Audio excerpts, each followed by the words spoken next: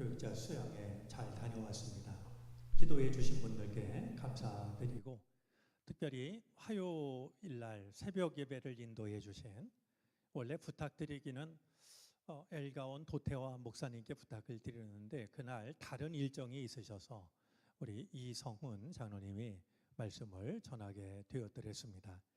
또한 화요일 날 중보 기도 모임도 저희 교육자들이 자리를 비웠다고 중단하지 않고 모이셔서 기도를 드리셨습니다. 중보 기도위원회 위원장님, 또 제가 듣기로는 찬양을 인도해 주셨다고 들었는데 허정원 권사님 감사드립니다.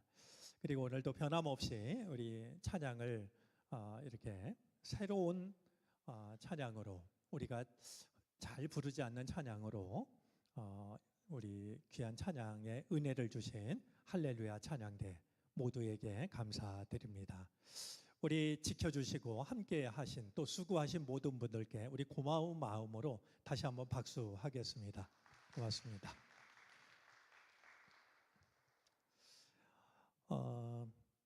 저희가 다녀온 곳은 아차도라는 섬이었는데요. 저희 교직원 그리고 교직원 가족 해서 모두 17명이 1박 2일 다녀왔습니다. 강화도 선수리라는 곳에서 배를 타고 한 1시간 10분 들어가면 아주 작은 섬 하나가 나오는데 주민들이 그 섬에 사는 주민들이 한 30여 명 된다고 그럽니다.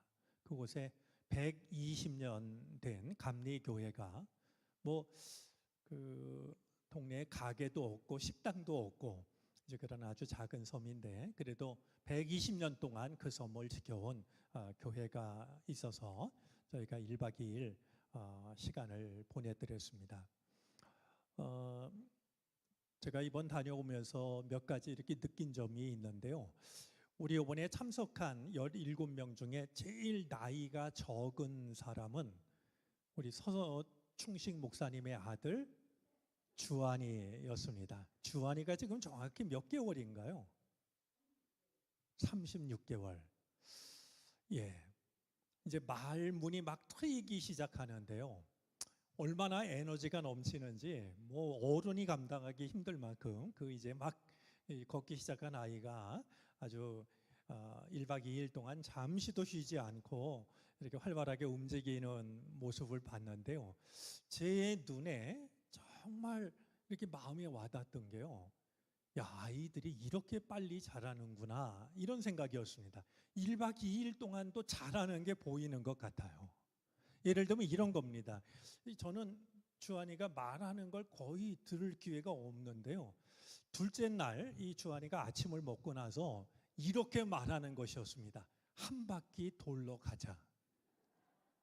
섬을 한 바퀴 돌러 가자고 말이죠. 제가 얘기를 듣고 너무 깜짝 놀란 게, 아니 저 아이가 어떻게 한 바퀴라는 말을 할까? 이거 정말 쉬운 일 아니잖아요. 그런데 아니 밥을 먹고 나더니 말이죠, 우리들한테 한 바퀴 돌러 가자고 막 이렇게 이야기하는 걸 보면서 오늘 아침에 우리 교직원 우리 아침 기도회 하면서도 이야기를 했지만, 우리들의 신앙이 저 어린아이 같았으면 참 좋겠다. 저렇게 하루가 다르게 더 잘하거나 깊어질 수 있다면 얼마나 좋을까, 그런 생각이 들었습니다. 또 하나 마음이 짠했던 일이 있었는데요. 저희가 이제 가서 쉬는 시간에 바닷가를 나가려고 이제 그 낚싯대를 찾는데 제대로 갖춰놓은 게 아니어서 광에 그냥 거의 버려진 채로 있었어요. 그래서 줄만 매가지고 재미삼아 이렇게 했는데, 광에 들어갔더니 웬 이상한 기계가 있어요. 그래서 이제 그 목사님한테 물었습니다. 이게 웬 기계냐고. 그랬더니 나무를 이렇게 각도 있게 자르는 기계라는 거예요. 그래서 이 시골에, 이 어촌에 무슨 저런 기계가 필요하냐 그랬더니, 사택에 비가 너무 많이 새가지고 그 섬에 이제 공사업자를 부르면 들어오는 것도 힘들고 비용도 많이 드니까 이제 그 기계를 사가지고 직접 말이죠. 그 이제 2층 꼭대기 지붕이니까 그게 사실 따지면 3층쯤 되는 거 아니겠어요, 아파트? 거기에 이 이제 목사님이 올라가서 자기가 그 비 새지 않게 수리를 했다는 거예요. 근데 그 지붕 꼭대기에 올라가 있는 담임 목사를 이제 지나가던 한 교우가 보더니 우시더라는 거예요.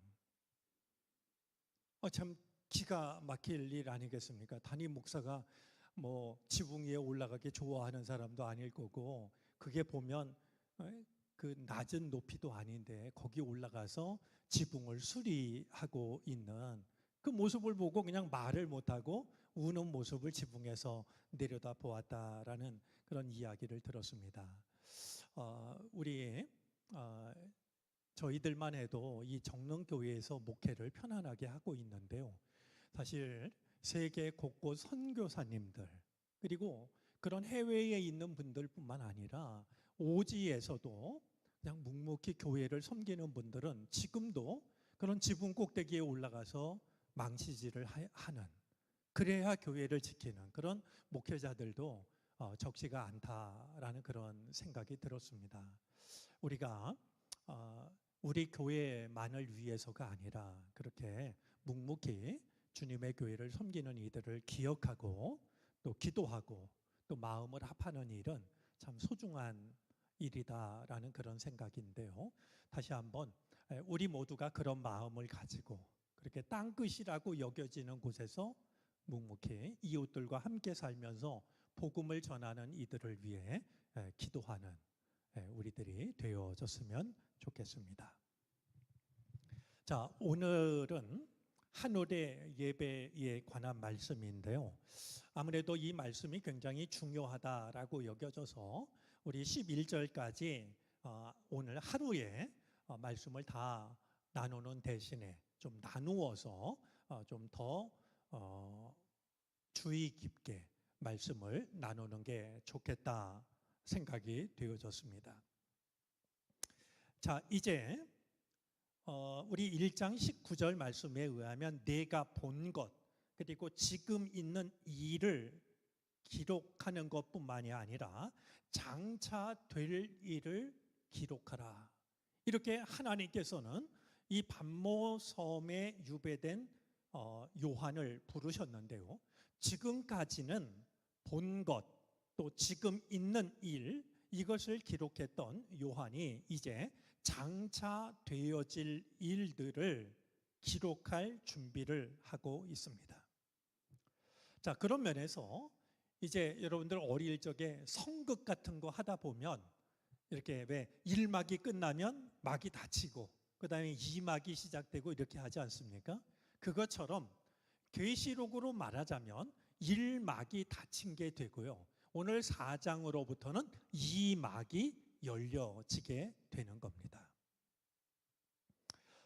성령의 감동을 받은 이 요한이 하늘의 보좌 앞으로 붙들려 올라가서 하나님과 어린 양을 예배하는 장면을 바라보는 겁니다.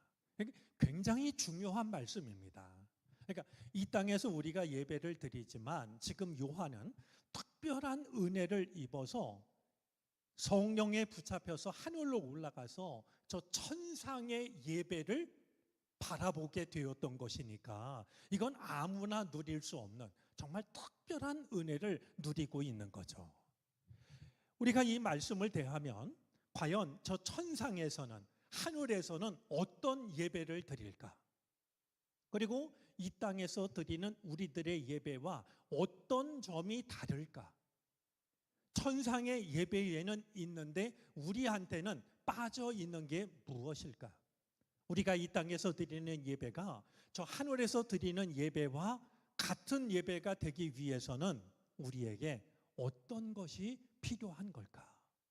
이런 것을 생각하게 하는 굉장히 중요한 내용이 됩니다.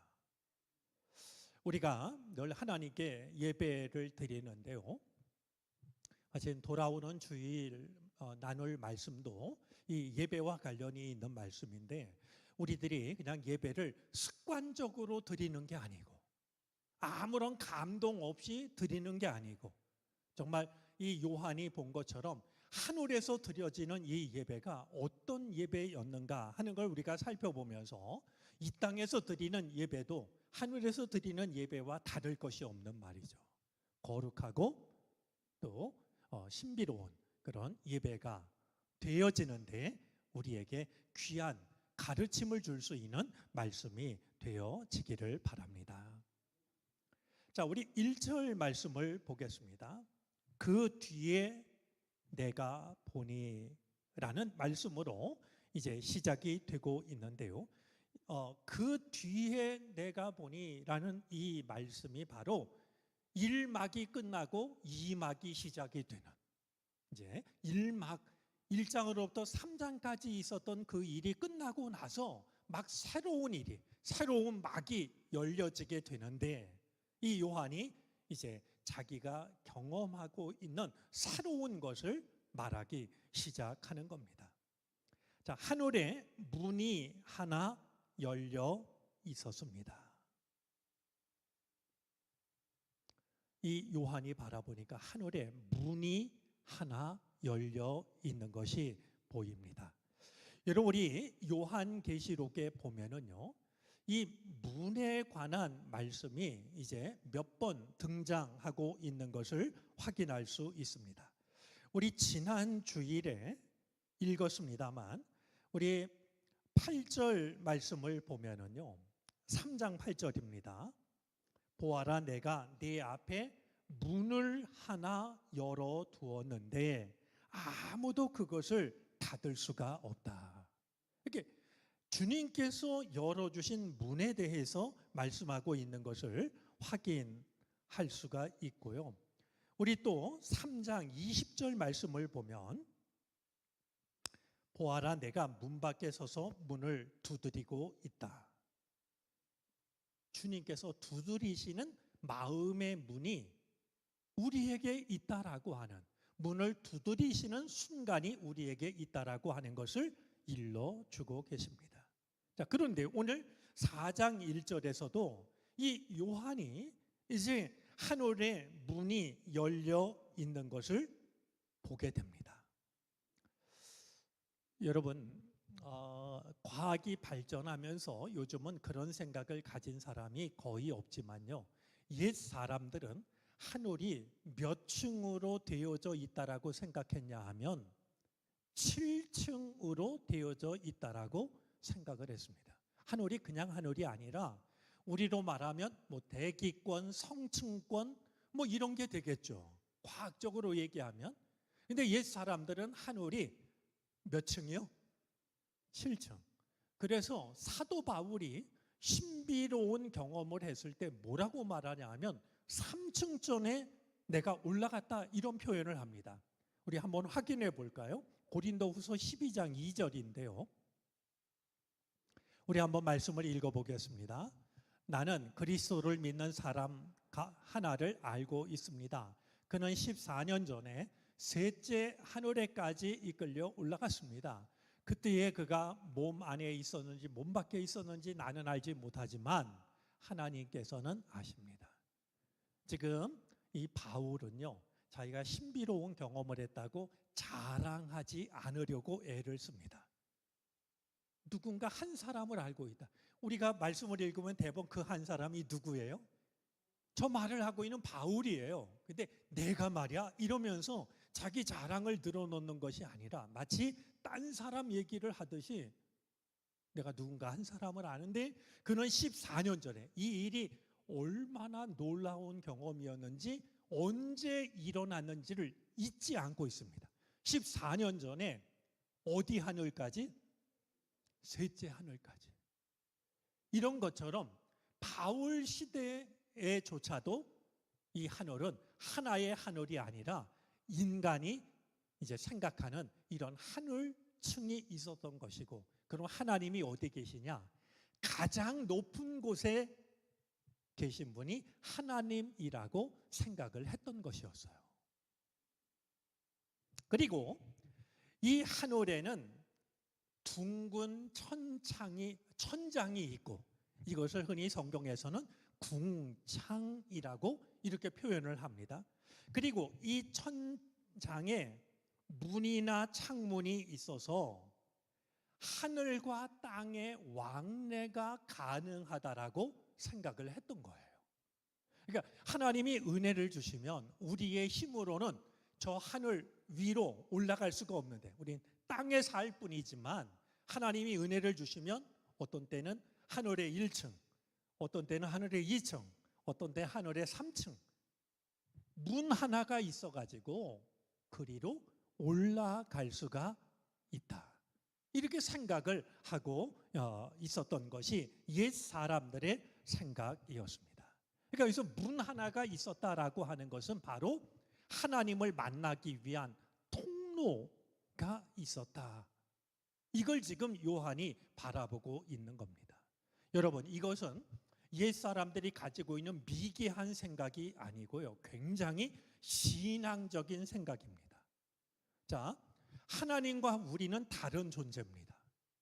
우리는 이 땅에 존재하고 하나님은 하늘에 계십니다.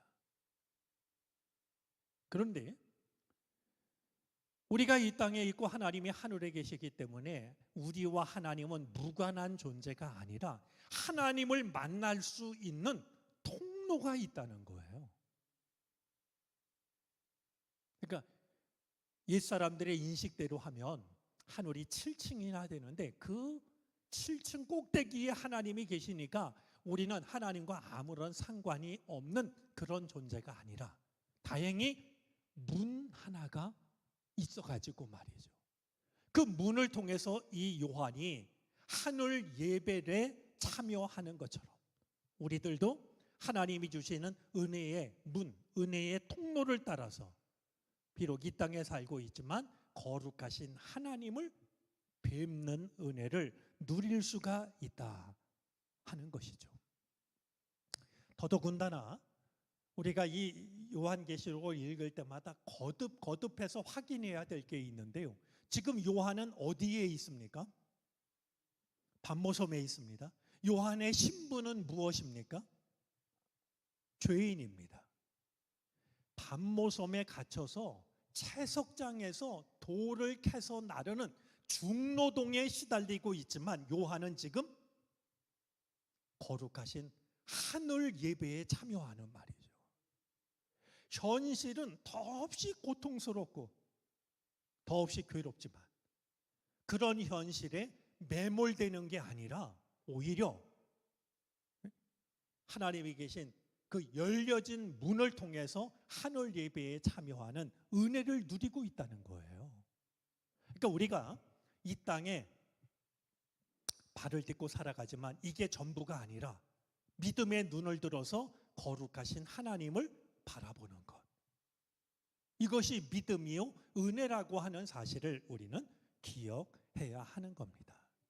원래 인간이라는 말이 가지고 있는 의미 중에는요, 하늘을 바라보는 존재라고 하는 게 있습니다. 인간은 이 땅에 살아가는 존재지만 그게 인간의 정의가 아니라요, 눈을 들어 하늘을 바라보는 존재가 인간입니다. 요한이 지금 이것을 우리에게 보여주고 있는 겁니다. 자, 이어지는 말씀입니다. 자, 문이 하나 열려 있었는데 그리고 전에 내가 들은 그 음성, 곧 나팔 소리와 같이 나에게 들린 그 음성이 들려오는데요, 이리로 올라오너라. 이 뒤에 일어나야 할 일들을 너에게 보여주겠다 하고 내가 전에 들었던 바로 그 음성이 나에게 들려왔다 라고 말하고 있는 겁니다. 자, 내가 전에 들은 그 음성, 어떤 음성일까요? 계시록 1장 10절 말씀인데요, 우리가 한번 보겠습니다. 한번 읽어주시죠.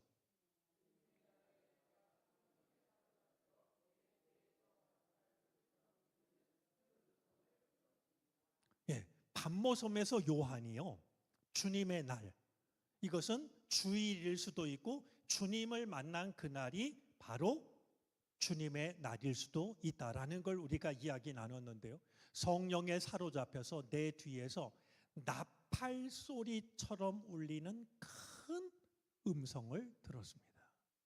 여러분, 이 사실을 잊어버리지 않기를 바랍니다.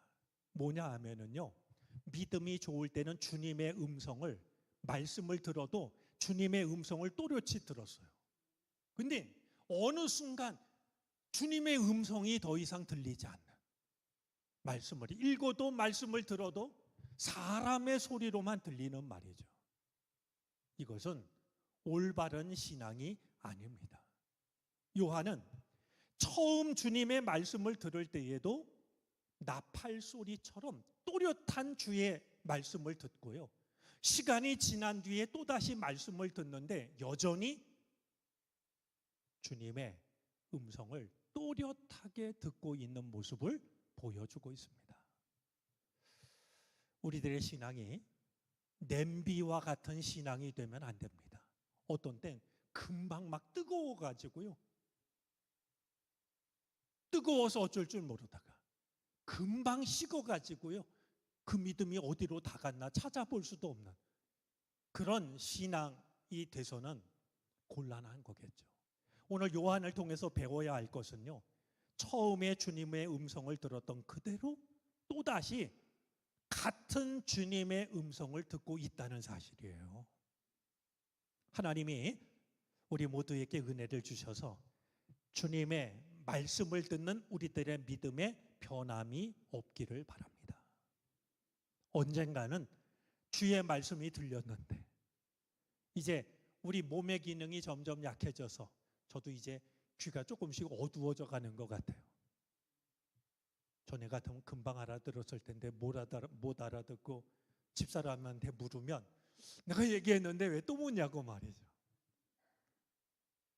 그러나 우리들의 육신의 귀는 그렇게 어두워져 갈 수 있지만 믿음의 귀만큼은요, 주님의 음성을 똑똑히 들을 수 있는, 끝까지 들을 수 있는, 변함없이 들을 수 있는, 이것이 우리가 사모해야 될 은혜라고 하는 것을 우리는 잊지 말아야 하겠습니다.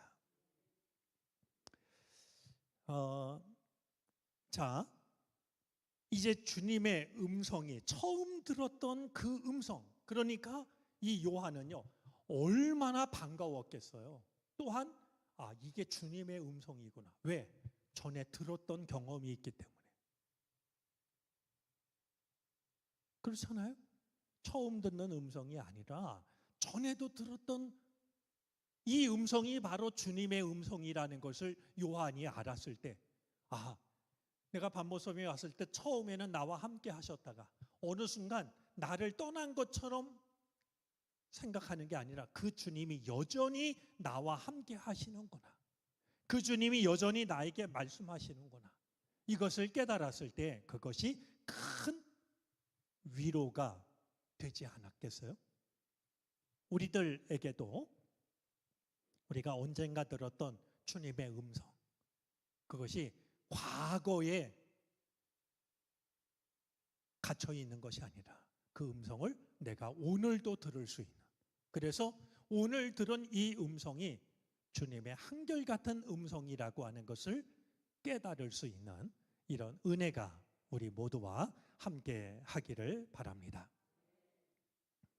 자, 이제 장차 되어질 일들을 보여주겠다, 이렇게 말씀하는데요, 여러분, 우리가 장차 되어질 일을 보기 위해서는요 하늘에 오르는 일이 필요합니다.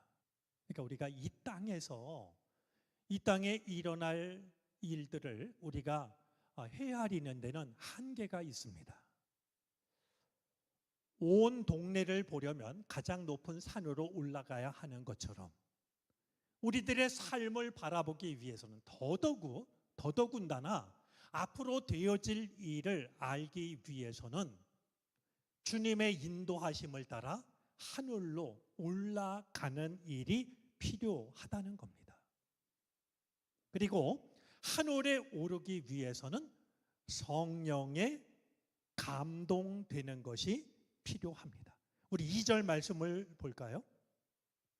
나는 곧 성령에 사로잡히게 되었습니다. 자, 이리로 올라오너라.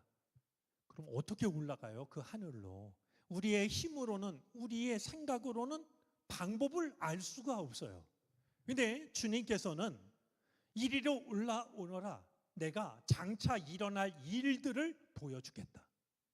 그러니까 우리가 앞으로 일어날 주의 뜻을 깨닫기 위해서는 주님이 계신 곳으로 가는 게 필요한데 우리의 힘으로는 하늘로 올라갈 방법을 몰라요. 그런데 오늘 성경을 보니까 주님께서는 이리로 올라오너라 라고 말씀만 하신 게 아니라 이 요한을 말이죠. 성령께서 사로잡아 주십니다. 즉 무슨 얘기겠어요? 우리가 주님이 계신 그곳으로 갈 수 있는 길은 우리의 노력으로 되는 게 아니고 우리의 능력으로 되는 게 아니라 성령께서 우리를 사로잡으실 때, 붙잡아 주실 때 우리는 이 땅에 살지만 주님 앞으로 주님 뜻 계신 곳으로 나아갈 수가 있다 하는 겁니다. 마침 성령 강림절을 보내고 있는데요. 우리가 그냥 이 땅 일에 얽매여 가지고요. 이 땅의 일들이 내 삶의 전부인 것처럼 그렇게 살아갈 것이 아니라 성령께서 우리를 붙잡아 주셔서 내가 알 수 없었던 주님의 뜻을 알게 되는, 나의 힘으로는 나아갈 수 없었던 거룩하신 주님 앞으로 나아가는 이런 은혜를 누릴 수 있게 되기를 바랍니다. 제가 몇 번 얘기를 해서 기억하시는 분들이 있지 않을까 여겨집니다만 성령에 사로잡히게 되었다. 이 말과 관련해서 꼭 알면 좋겠다 싶은 것이 있습니다. 제가 막 신학 공부를 할 때 제게 큰 영향을 주었던 신학자 중에 한 사람이 폴 틸리라는 신학자인데요. 그가 신앙을 이렇게 정의한 적이 있습니다. 우리 한번 같이 읽어보겠습니다. 신앙이란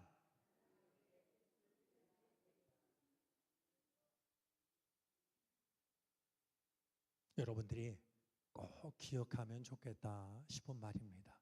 신앙이란 교회 다니는 거 이런 게 아니고요. 저 한 신학자의 말에 의하면 신앙이란 뭐냐? 하나님께 붙들린 상태라는 거예요. 하나님께 붙잡힌 상태.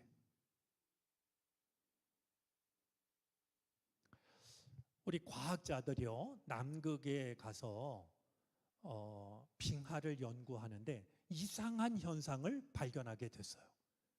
빙하들이 바람이 강하게 부니까 다 떠밀려 가는데 이상하게도 이 바람을 거슬러서 올라오는 빙하가 눈에 띈 거예요. 다들 강한 바람에 빙하가 떠내려가는데 거슬러 올라오는 빙하가 있어서 과학자들이 이상하다 싶어서 조사를 해봤더니요.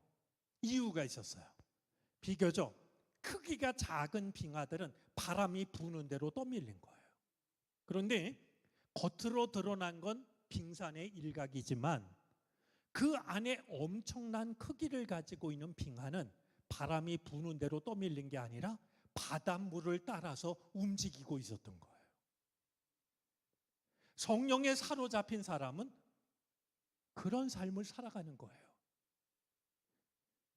성령에 사로잡히지 못한 사람은 세상에 바람이 부는 대로 떠밀려 가요.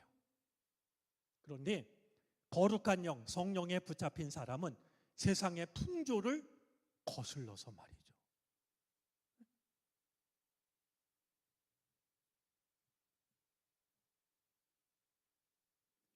우리가 성령에 붙잡히게 될 때, 그때 우리는 하늘의 거룩함을 경험하게 된다라고 하는 걸 마음에 두고서 이번 성령 강림절 28주 동안 성령 강림 절기를 보내게 되는데요. 꼭 거룩한 영에 붙잡힐 수 있는 우리가 되어지기를 바랍니다.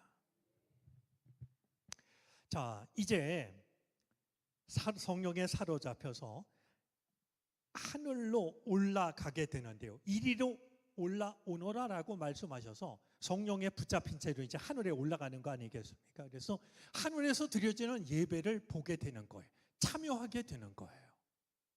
우리가 예배를 드릴 때마다 성령께 붙잡히게 되면 우리는 이 땅에서 예배를 드리지만 하늘 예배에 참여하는 것이 됩니다. 그 참 똑같이 앉아서 예배를 드리지만 어떤 사람은 이 땅에 예배를 드릴 뿐이고 어떤 사람은 성령에 붙잡혀서 하늘의 예배에 참여하는 은혜를 누리게 된다니 우리가 예배를 드릴 때마다 마음을 새롭게 가져야 될 일이 아닐 수가 없습니다.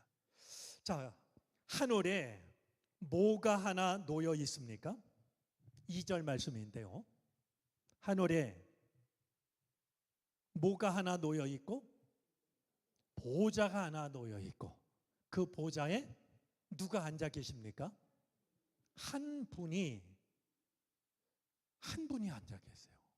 여러분 이 말씀이 제가 오늘 좀 말씀을 아껴서 읽듯이 이렇게 많이 잡지 않은 게 한 말씀 한 말씀이 다 귀하다라고 여겨지기 때문인데요.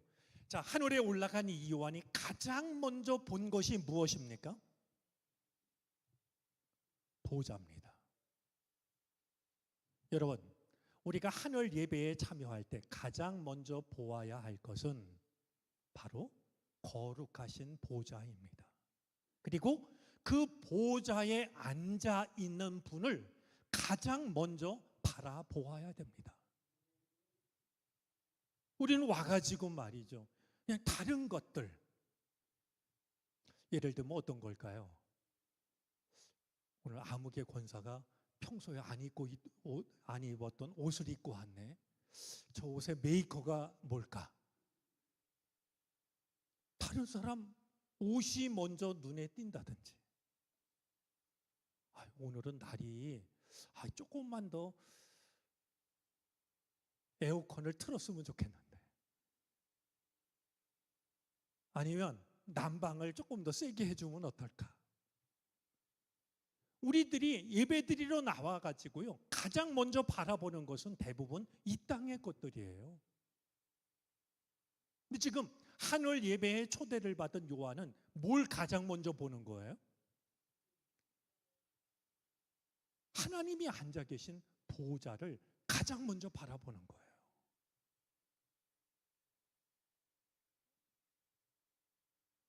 예배를 드릴 때마다 우리가 가장 먼저 그리고 가장 마음을 담아서 바라봐야 될 것은 보좌, 거룩하신 보좌에 앉으신 주님이시라고 하는 것.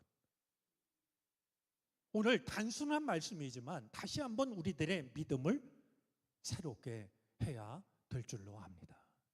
여러분 주일날 그리고 이런 수요일날도 마찬가지입니다. 친교는요 가능하면 예배 마치고 하세요. 조금 일찍 나오셔가지고요 기도하면서 예배를 준비하고요 보좌를 바라보는 거예요. 내가 이 땅에 살았지만 주님이 나를 붙잡으셔서 예배의 자리로 이끄셨으니 주님, 제가 주님을 바라봅니다.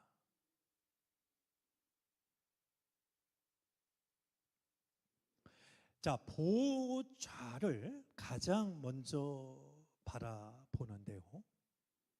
이 보좌 그리고 보좌에 앉으신 분, 이 말은요 두 가지 의미가 있습니다. 하나는 보좌라는 말은 중심이라는 말이고요. 보좌에 앉아 계신 한 분은 다스린다라는 의미입니다. 그러니까 우리가 보좌를 바라본다라고 하는 것은 모든 존재의 중심이 되시는 주님을 바라보는 거예요. 그리고 그 주님은 온 천하 만물을 다스리시는 분이고 말이죠. 그러니까 우리가 보좌 혹은 보좌에 앉으신 한 분을 본다라고 하는 것은 말씀을 드린 것처럼 내 삶의 중심을 바라보는 거고 온 우주 만물의 중심이신 그분을 바라보는 것이고 그분은 내 삶을 다스리시는 분, 온 우주 만물을 주관하시는 분, 그분을 바라보는 것과 다르지 않은 겁니다. 자, 보좌라는 이 단어가요, 신약 성경에 모두 72번 나오는데 요한계시록에만 47번이 나옵니다. 이 얘기는 뭐겠어요? 이 요한이 밤모섬에 갇혀 있지만 그는 끊임없이 보좌에 앉으신 주님을 바라보고 있는 거예요. 내 삶이 약해질수록, 내 삶이 위험할수록 요한은 흔들리는 게 아니라 모든 것의 중심이 되시는 주님을 바라보는 거고, 지금 내 형편과 사정이 아무리 힘들고 어려워도 나를 다스리시는 분은 세상이 아니라 주님이시라는 이것을 그는 붙잡고 있는 거죠. 그래서 보좌에 앉으신이라는 말이요, 요한계시록에 모두 몇 번 나오냐 하면 12번 나오는데요, 보좌에 앉으신 분은 동일합니다. 바로 하나님이십니다. 뭐 하나님이 앉았다가 내가 앉았다 이게 아니고요, 요한계시록에 보좌에 앉으신 분, 이게 모두 12번 기록이 되고 있지만 12번 모두 보좌에 앉으신 분은 동일하신 하나님 한 분이세요. 여러분, 이거는 놀라운 말이기도 합니다. 왜냐하면 그 당시에요, 세상에서 가장 높은 보좌에는 누가 앉았냐면 로마 황제가 앉았어요. 불변의 현실입니다. 근데 이 요한은요, 성령에 사로잡혀서 온 우주의 중심에는 하나님의 보좌가 있고, 그 보좌에는 로마 황제가 앉아 있는 것이 아니라 주님이 앉으셔서 모든 것의 중심이 되시고 모든 것을 다스리시고 계시다는 것을 요한은 바라보고 있었던 거예요.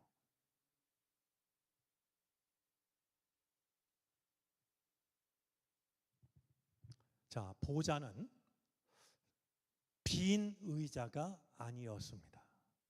우리가 예배 시간에 나와서 보좌를 바라볼 때요, 그 보좌가 비어 있는 의자가 아니라는 사실도 우리는 깨달아야 됩니다.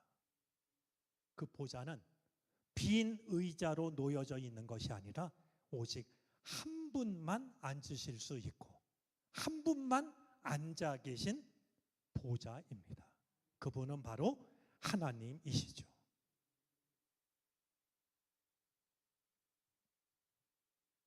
자, 그런 점에서 한번 저를 따라서 해보시겠습니까? 예배는 중심을 회복하는 일이다.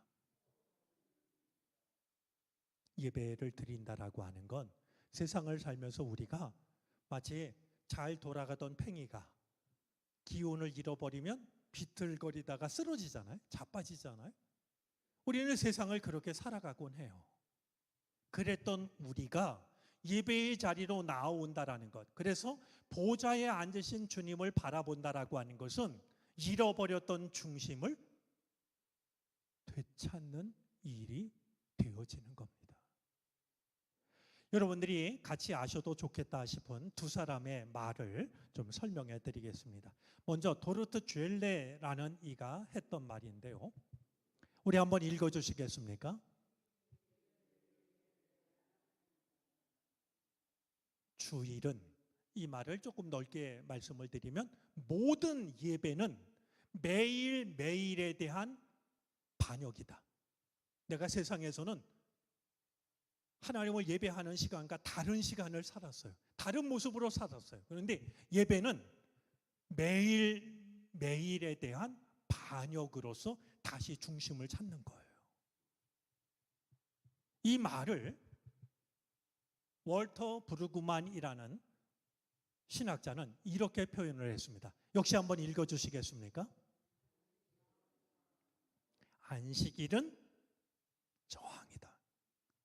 탐욕에 대한 저항, 불안에 대한 저항, 강요에 대한 저항, 배타주의에 대한 저항, 과중한 일에 대한 저항, 그리고 이렇게 돌아가도록 만든 세상의 시스템에 대한 저항이 바로 안식일이라는 거예요.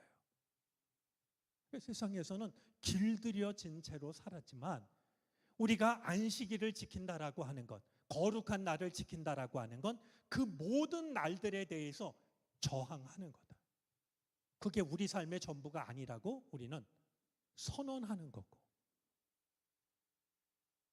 그게 바로 안식일의 의미이자 모든 예배의 의미라고 하는 겁니다.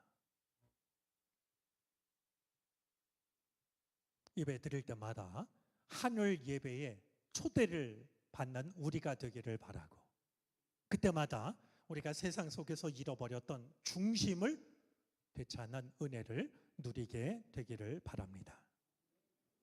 자, 3절 말씀입니다. 거기에 앉아 계신 분은 모습이 병옥 같고 홍옥과 같았습니다. 보좌에 둘레에는 비치옥과 같이 보이는 무지개가 있었습니다. 여러분, 여기서 또 한 번 요한의 겸손함을 봅니다. 보통 사람들 같았으면 벽옥이다라고 말했을 겁니다. 그런데 그가 사용하는 말을 보면 같았고 같았습니다. 내가 거룩한 체험을 했지만 나의 체험을 절대화하지 않습니다. 내 생각, 내 언어에 거룩하신 하나님을 가두려고 하지를 않습니다. 다만 내가 표현하자면 이것과 같았을 뿐이라고 말이죠. 어찌 거룩하신 하나님을 내 언어, 내 경험 속에 가두어 둘 수가 있겠어요?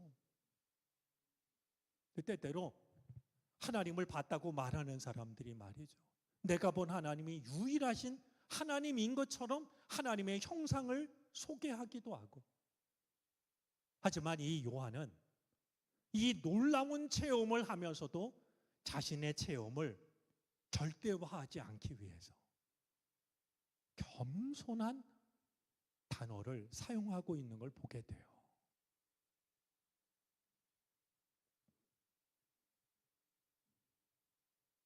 형언할 수 없는 거룩한 모습을 오히려 불충분한 말로 담아내고 있습니다. 그것은 내가 본 것이 혹시라도 하나님을 제한할까? 그것이 하나님의 영광의 전부라고 생각할까? 이것을 생각한 요한이 하나님의 거기 앉아 계신 분이 벽옥이다, 홍보석이다, 무지개다 이렇게 하지 않고 그것과 같았다라고 자신의 이 경험을 겸손하게 표현하고 있는 것을 확인하게 됩니다. 자, 무지개가 있었다. 보좌의 둘레에는 무지개가 있었다. 이렇게 말하는데요. 이것은 무지개는 이렇게 둥근 형태 아니겠습니까? 그래서 하나님의 완전성 혹은 영원성, 하나님의 영광을 나타내는 말인데, 우리는 이 말씀을 통해서도 성경을 마치는 요한계시록에 하나님이 앉아 계신 보좌의 둘레가 무지개와 같은 아름다운 빛깔이 장식하고 있었다라는 말씀을 통해서 창세기의 말씀을 떠올릴 수가 있게 됩니다. 우리 창세기 9장 12절 13절 말씀을 한번 읽어주시죠.